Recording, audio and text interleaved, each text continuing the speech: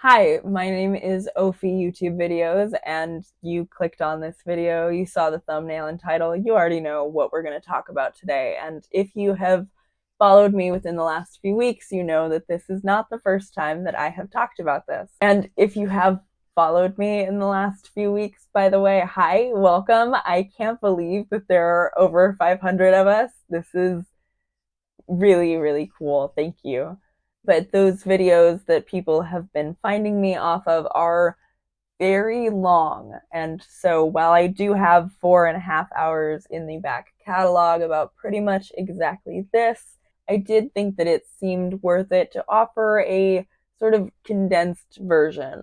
So if you get through this video and you feel like you want to go back in for the deep dive, you absolutely can. But if you don't want to, this is the snorkel overhead 400 feet view, and it should stand alone perfectly fine.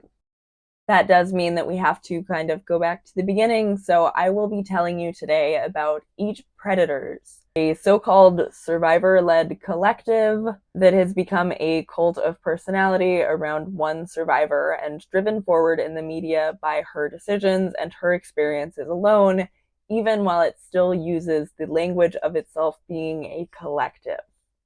I had been a fan of Alexa's, following the channel through a few of what I called notable beefs in my first video and pretty extensively outlined there. And I was squishing down my discomfort about the way that she was handling most of them and just telling myself, you know, we are largely enough on the same page as feminists, people who consider ourselves as activists who want to care about the same things, that I didn't want to criticize it too harshly and kind of ruin what could at least be somewhat valuable, right? Because I'm a lesbian and a feminist, and if my issues with Eat Predators began and ended with it just not being very effective, I never would have made a video about it in the first place. A lot of feminists do things that I think are completely ineffective, and I don't really consider it to be my business. What I did first consider my business, though, as a feminist and as somebody concerned with some twisted narratives around survivors of child sexual abuse, was her privating a video she had previously released about Drake Bell's court case. The court case happened in 2021. Alexa covered it in 2023, and then in 2024, she privated or else deleted the video and posted a statement on Twitter without naming the specific video that she was referencing, but saying that in response to her privated video, she had received a bunch of documents and would be reading over them diligently in the coming weeks to make more videos, which she has not elaborated on in the coming months. I think because everybody noticed that because the anonymous victim was not providing Alexa with documents from a sealed court case, they only would be coming from the person who pled guilty in court for disseminating harmful materials to that minor. But that has not stopped Alexa from continuing to platform Drake Bell. And she's not the only person who is putting legwork in on this rehabilitation campaign. She's just the one that felt the most necessary of critique because she is presenting herself as such a feminist and an activist, right? But the documentary itself, Quiet on Set, did a lot of really intentional, like, rug sweeping framing when it came to Drake Bell's victim, bringing her up only for a moment, but to like clear up, like, well, he did plead guilty to something, but it wasn't technically physical. He's not a sex offender. And then just move right on and start talking about more people who are worse and who did do worse things. And I mean, even just the thing that he pled guilty to, like, he was sexting a minor.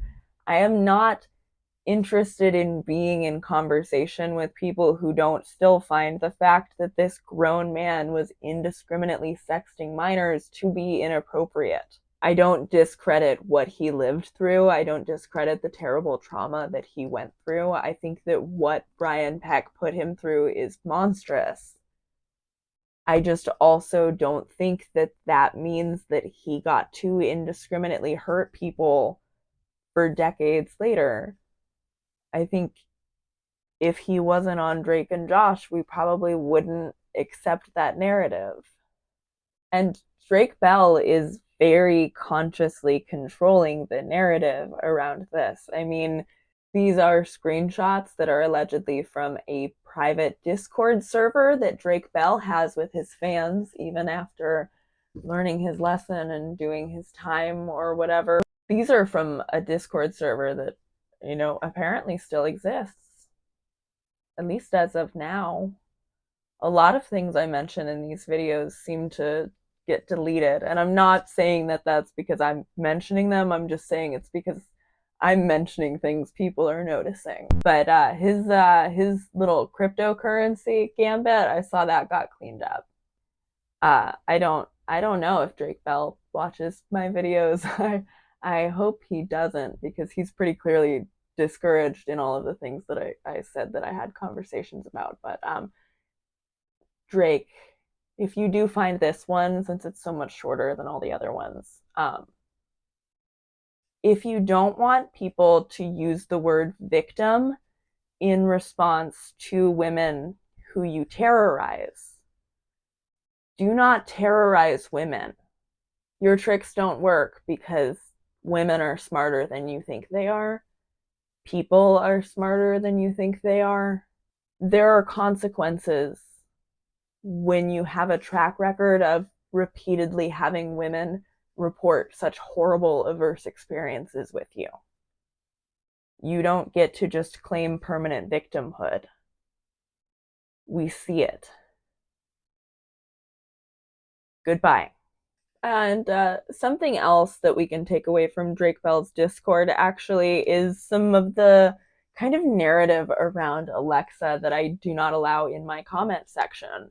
Things that he was saying about her after her first coverage of him on Eat Predators. I won't be engaging in stuff like this in this video. You can pause to read it. My sourcing will be in the description, like always. I put it all in the source document, and you can find it either there or on my Patreon on the free tier. Like, you can find all this stuff too.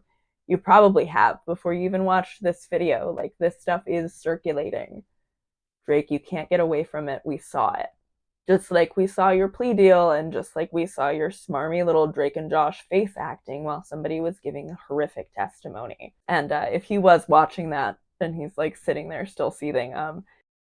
You can stop watching this. I'm done. And I know that you like trying to send the witness video or whatever to people who believe you're survivor and you're victim. I already watched it. I think lots of people have terrible aunts who would throw them under the bus. It's not evidence. But we're done with that for now, for this video. For my actual viewers who I love, who are not Drake Bell, I will be talking about Quiet on Set again soon.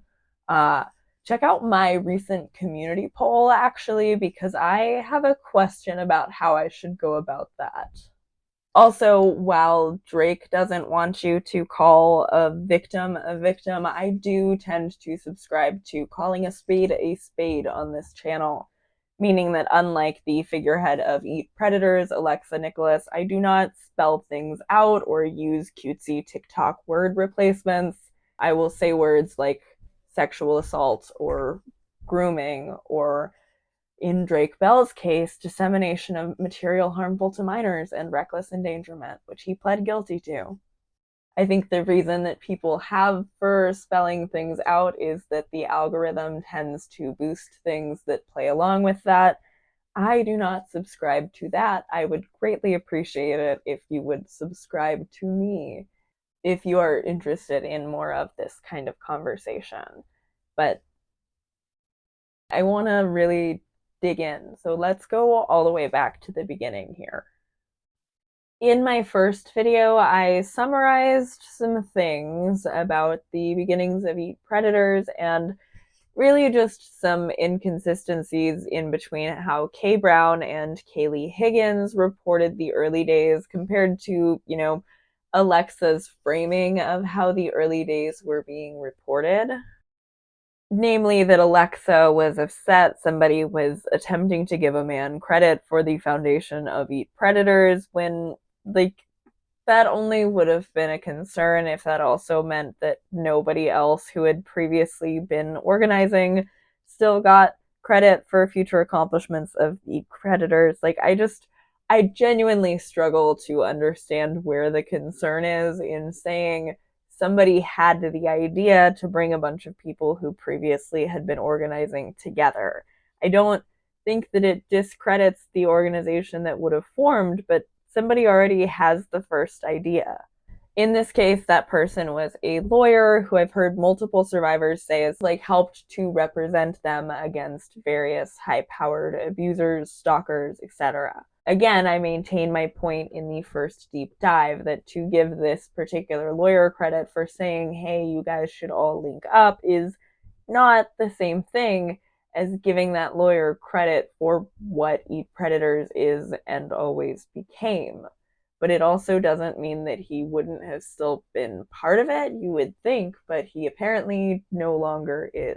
Again, Alexa's narrative of herself is of her being the trailblazer in all of this, because building on the momentum of the protest that was originally organized with these other existing activists around a Diplo concert, she continued to move forward with the idea of the collective, all based on the name of her sign. Because she had named the sign and named the collective. I think, again, this is me personally giving my read into this. This is not something Alexa has actually said. I think Alexa believes that because she named it, that everybody who was still under the yeah, that lawyer was right, we should all work together, was all agreeing to be in her brand new thing that had nothing to do with what the lawyer was suggesting, maybe? So Diplo was performing an all ages concert with an ice cream truck that had these really lame eat the rich popsicle things, and Alexa made an, in my opinion, also kind of lame counter protest sign, because Eat Predators doesn't come from the extended Eat the Rich quote. It comes from Eat the Rich, more like Eat Predators, am I right? And then there was no more revision after that. That was just the name of the collective beyond that.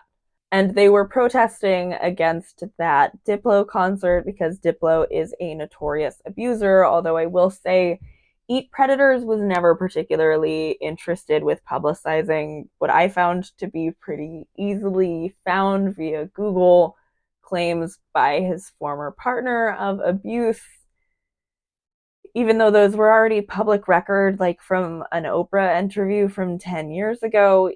Eat Predators is much more interested in beginning the conversation than it is with recognizing that it did not begin with Me Too. Alexa repeatedly makes claims that survivor advocacy began with Me Too, and if y'all want me to make a video about survivor advocacy pre-Me Too, I can, but just some starting points would be Take Back the Night marches, lots of most of second wave feminism. We can talk about it if you want, but it didn't start with Me Too. Me Too was specifically a Hollywood version of it, but all Alexa is truly seemingly concerned about is the Hollywood version about it, right? So I will link in the description to a petition that was made in 2022 by the collective, and you can find more details about some of the allegations against Diplo there, as well as that Oprah interview that I mentioned finding. I will link in the description below. The petition was published by the account Survivors United, which still has the old and somehow more sexualized mouth logo, and I have it on good authority that even internally among the group, credit was not given to the members of the collective who put this together. It was just kind of requested by Alexa, given to Alexa, and then published, like publicized after being published by the Survivors United group, publicized, publicized by Alexa. So on that, on the amount of information that I have been offered and have not accepted access to regarding this, okay, despite the fact that in part due to Alexa's carelessness during her initial doxing live streams, I do know the names of several members who were involved with Eat Predators. In this video, you may have noticed I am not disclosing any names. I'm not going to salivate over the details of these interpersonal rifts because that defeats the purpose of this video, that a much more handled organization would have had much better measures in place for those rifts not to cause so much damage in the lives of its members. So if you want to be understood as a collective, you have to have the best interests of more than just yourself at heart, and I think Alexa shows again and again and again that that's not the case. Eat Predators is increasingly a vanity project with only her best interests at heart. Part 2, eating for profit. Also, like, don't try to do body language pseudoscience on me. I am reading from a script, and also I was a barista and a call center person, so my mouth just moves like this, okay? Alexa, in a public humiliation campaign about some former members of Eat Predators, repeatedly lambasted the survivors that she was naming and shaming for only being in it for the money. She was repeatedly framing them like that was their ultimate motivation, and like it was this big, greedy sin that they were interested in their potentially being a route where they would be paid for this work. These are people who were doing things like moderating the Discord, responding to emails from survivors who were reaching out, things like that. They were performing labor that was not only uncompensated, but that for large periods of time had no clear expectation for when or if it would be compensated at all. Pushes to get Eat Predators to incorporate as a nonprofit were met by resistance by Alexa, which I've previously covered in my prior videos. Eat Predators is not a nonprofit. It is actually, in fact, a for-profit stock company. Alexa has moved away from the survivor-led collective and begun to use survivor-run YouTube channels or survivor-run spaces, but she maintains the public goodwill that you get from presenting like you're more charitable than you are. Like Goodwill itself, actually, but that's a video essay for another channel to make, and I'm sure one already has. I will find you one and link it in the description below. But long story short, Goodwill gets rewarded for hiring disabled employees on top of already not having to pay them a full minimum wage because they're disabled. So they reap tax benefits, and also socially people are thinking, oh, it's goodwill, it's charity. They give all those nice disabled people jobs, so they donate their goods to be sold at increasingly huge markups, thinking that they're doing something good, and they're actually just perpetuating this workplace that is so founded on taking advantage of the disabled. It is super fucked. Similarly, and not the same, but similarly, people who purchase a $75 Power to Survivors sweatshirt may feel led to believe that the profit being made from these print-on-demand shirts, which, by the way, sometimes they get listed as like a limited run, and then they just forget to disable orders until months after the end of the listed campaign. Like, it is just so blatantly to drum up false scarcity and excitement to buy, because they'll be like, this is a limited run, and if you don't buy it by the first of the year, it's gone. And then they're like, oh, we forgot to take that down. And it's like, it's April. Like, just take it down and don't say that it's still up. Don't see if you can get one more push. Everybody bought it thinking it was a limited thing, and no, it's not.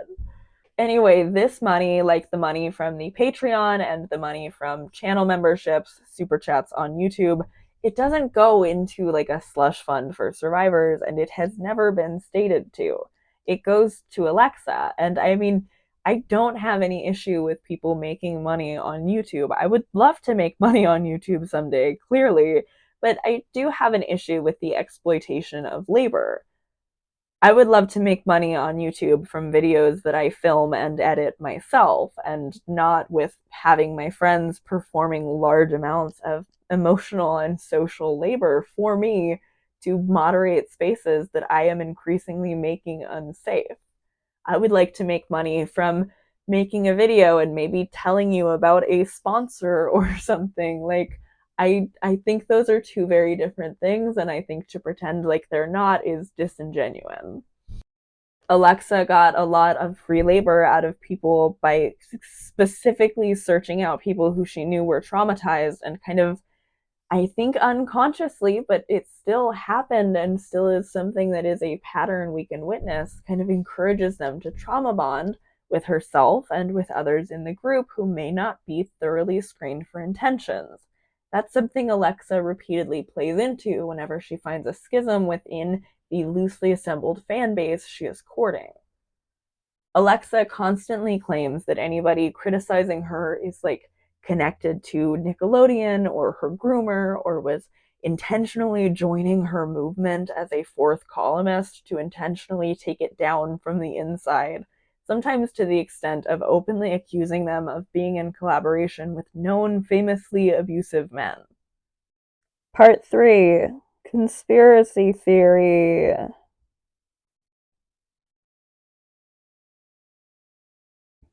Did you think we got to be done with that now? That her saying that anybody who didn't like her was part of a conspiracy with famous and known abusive men? I wish, bud. That also might mean you are part of a bot campaign, as she alleged on the Trisha Paytas podcast, even after her fans begged her not to guest star on that podcast, and she asked while clearly not anticipating caring about the answer she received. On that podcast, she claims that people who criticize her are part of a bot campaign or incentivized to do so with cryptocurrency. I also have a screenshot that was provided to me from Alexa's Instagram in 2014, where she was engaging in conspiracy rhetoric on her Instagram, sharing an image accusing two women who look nothing alike of being crisis actors in multiple different events and paid for by Obama. I've been saying since my first deep dive into Eat Predators that I at times felt uncomfortable with Alexa's courtship of conspiracy theorists. And now I feel like I understand more of why she's doing that. It's not just playing all sides, it's that the leftists are the side she's been playing. I just. If you believe crisis actors are real and you don't think that things like Sandy Hook actually happened, please stop watching my videos. They are made for people who have more compassion than you do, and I don't trust you not to take the wrong things away from what I'm saying. Just don't continue watching my videos. Those things are real, and I think that you are either incapable of critical thought if you don't believe that they really happened, or you are like evil to an extent that I just don't want to be in conversation with. Do not watch my videos if you buy into this shit. See how easy that is? See how easy it is to not post that on Instagram? Like, holy shit, dude. It's a level of irresponsibility that I really just have to talk about. So that's part 4, irresponsibility and impact. And I want to highlight 2 different aspects of Alexa's irresponsibility here. And I do think that despite the fact that she tries to make people sound like they're being really mean when they point out her shortcomings, irresponsibility is the fairest word for the patterns we see in her. So this first sort of irresponsibility I want to mention is an irresponsibility in moderation. This actually, to me, includes both the moderation of the now defunct Eat Predators Discord and the initial emails from survivors that Kaylee and Kay said Alexa just assumed were going unresponded to in the early days of Eat Predators. Alexa did not learn how to use Discord. She didn't seem to intend on regularly compensating Discord moderators for their labor in moderating the space. She has repeatedly publicly humiliated former mods, co-founders, survivors, former members, current members within her space, using their legal names, using their pictures in the thumbnails and the titles of their live streams, both public and members only. You can seek and find more of these stories. People who have actually been inside of this Discord have been very vocal about what it was like, and it sounds, to me, like a place that likely should not have existed. I understand how impossible it is to know when you're first getting started with something as aspirational as I want to have a big community where survivors all can support each other, but in terms of security, in terms of not advocating for people to just trauma dump all over each other all the time, which is kind of what Alexa models, making a Discord server that pretty much anyone who wanted to join could join was always going to be a bad idea. I think the fact that it went poorly enough to be shut down just once is, an understandable mistake, but 2 separate times at least now, Alexa has shut down that Discord and made live streams about how unsafe and dangerous it might be in the space that she created. And it's never in a way that accepts her responsibility for having gathered vulnerable people into this space in the first place. It's always these fourth columnists, these Nickelodeon plants, these people she's accusing of working with notorious abusers. It's never her fault. Nothing is ever her fault. But again, Alexa is the one who gathered all of these vulnerable people into this space and who did not care about what level of moderation was happening enough to do it herself or compensate the people she was having do it. And the second point that I want to make about irresponsibility is the irresponsibility to those people that she gathered. Not just in terms of the digital Discord space, which is a more one-on-one version of all of this, but even just her, albeit heavily moderated live stream chats for public or members only private streams. She has a sort of built-in irresponsibility to her audience in the way that she covers things on so many levels. Her encouragement of the parasociality of their relationship with her, the way she does what was described in my comment section as, either the possible fake crying I mentioned or just triggering herself for profit, which is also unhealthy and not a good thing to model. And especially not when you are presenting yourself as the authority on everyone else's healing to the extent that Alexa does.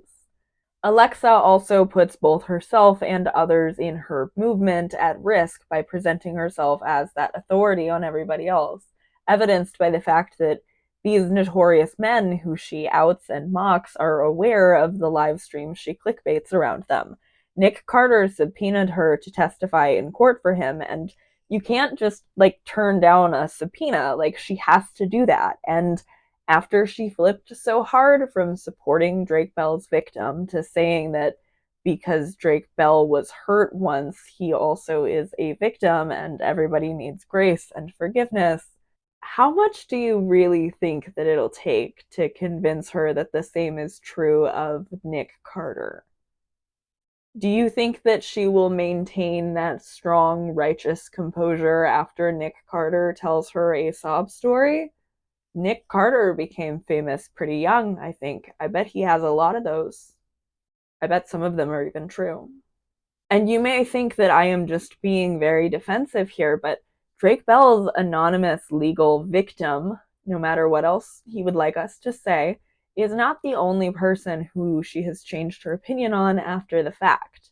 Again, more than one survivor who used to be affiliated with Eat Predators has been publicly and irresponsibly smeared by her, accused of things like stealing money from the movement, committing fraud when Alexa took it upon herself to call into question the credibility of a surgery she had just promoted the fundraiser for weeks earlier, and make public statements to rile her audience up about in live streams. She kept saying these intentionally baiting things like, I'm not even telling you guys the worst of it, and letting everybody just imagine the worst thing that they could. And then once everybody has made up their mind, after she has leaked all of these uncensored texts in that live stream that she made, she was like trying to give, I mean, just a child's understanding of what DID is. Like, she explained it like she had read the summary from a horror movie, and it's not information that she clearly understands enough to be talking about, or information that she should have been exposing in connection with this person's identity on the scale that she had. Like, it is irresponsible on so many fronts.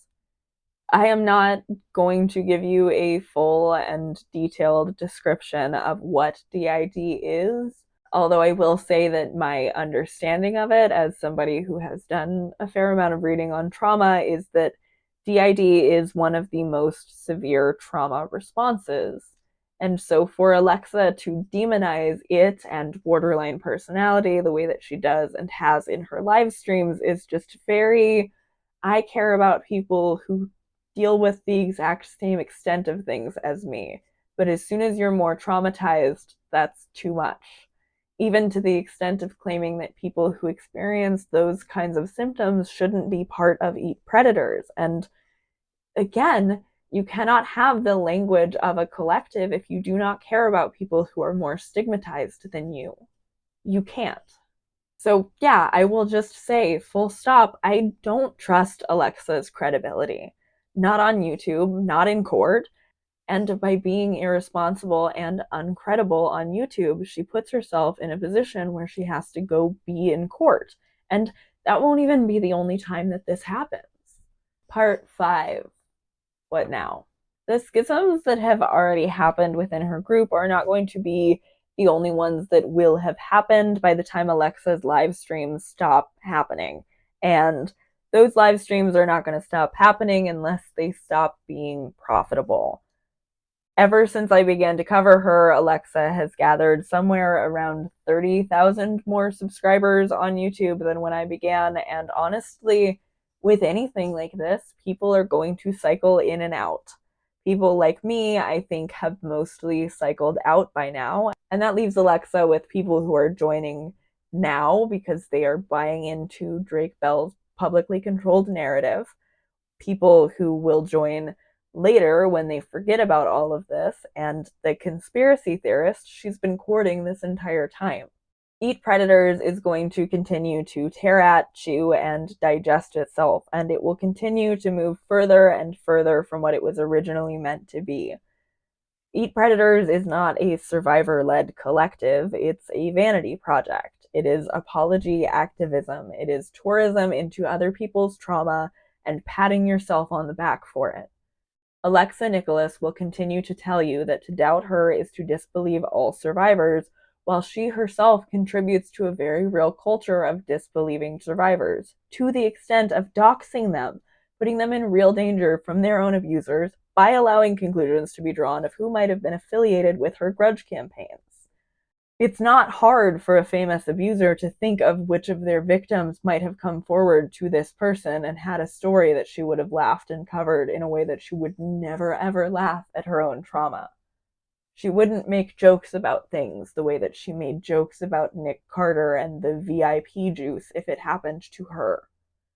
Alexa is concerned with protecting the sanctity of her own trauma and with exploiting whatever other trauma she needs to in order to elevate her own as the most righteous and moral cause.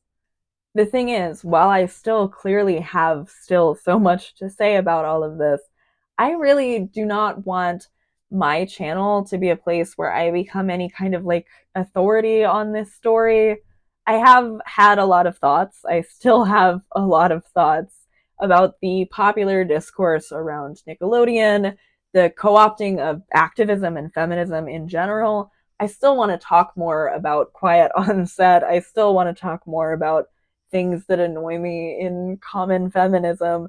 And I want to talk about related subjects, but I'm not gonna continue to cover Alexa after this. And that's both so that I can get back to talking about those other things and because other people are already also talking about this. People who have been there, and also people like me, and probably statistically also you watching this, who didn't firsthand experience it. Listen to those people's accounts and let yourself just kind of keep the empathy that you do want to feel about Alexa. Comfort yourself in the fact that it's not just you, but also myself and others who felt uncomfortable enough by her actions to want someone to say something. And maybe think about whether or not you feel brave enough to say something too. More than one different person, in part, got kicked off thinking about what they wanted to say in their own videos as a result of listening to what I said in mine. And I think that is the coolest thing on the planet. Same with like just the amount of really amazing conversations that I've been able to have in the comment section over the course of these last few videos. People who have been able to put words to things that have been like a huge relief to me. I want this conversation to continue, and I want it to continue the way that we have been having it here, with empathy, with that understanding of Alexa as a victim of some things and also somebody who falls short in some pretty serious and harmful ways. I just don't want to claim any ownership over it or be in a position where I am expected to platform every story to do with this evenly. I think I've been pretty clear that what I was doing was critiquing it from a feminist outside standpoint. And while I was actually able to run this particular script and a few questions that I had through some people who were very, very kind who reached out to me, I am not a journalist. I'm some random lesbian. I'm Ophi YouTube videos. I'm qualified to critique something that postures itself as like this big feminist movement, but I am not qualified to be the expert in it or to platform every single story and experience with her equally. What I can do, and what I hope I've done with these last few videos, is give you a nice solid jumping off point to really let yourself have these concerns, to think about what it is you want to align with, and to do what we all can to nudge the conversation that's being had to somewhere empathetic and nuanced. Somewhere that's more protective, though, of more victims than just Alexa Nikolas herself. Our parasocial relationship with one person who has been through something terrible should never mean that they get to do whatever they want to everyone else forever, as long as they get sorry eventually. That stands for both Alexa and Drake. I don't think that we need to infantilize people like that. Again, I do not think that Alexa lied about having adverse experiences on the set of Zoe 101. I don't think she lied about being groomed. I'm deeply uncomfortable with conversations that act like she's not the authority on what happened to her in that relationship that she had with a grown man while she was a child. I don't want to participate in poking holes in that. And you can also participate in discourse about Alexa without allowing that. Be kind and empathetic, but be critical and try to keep an eye out for your blind spots. I'm not even pretending like I don't also have some of those. But the nuance corner is inside of us all along, right? So kind of try to take that with you. But yeah, let me know what you think. Again, I do moderate my comment section. My comments are a moderated space. This is my YouTube channel. You can comment whatever you want on your own YouTube channel if you go make videos. I love making videos. It's really fun. I'm going to make another one soon about something. So if you would like to catch that, please make sure to subscribe. If you liked this video, please like this video. Maybe share it with someone if you have a friend who you think might be having some of these same concerns and didn't really know where to jump off. Let me know what you think. But other than that, I think Eat Predators is fully digested at this point for me. I think I know what it's about, what its failings are, and other people who would like to talk about it more should do that now.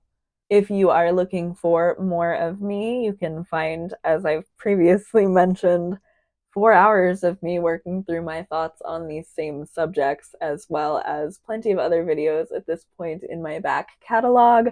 I am still real new to making videos, but I am not new to complaining, and that is kind of what these last few videos have been. Okay, bye.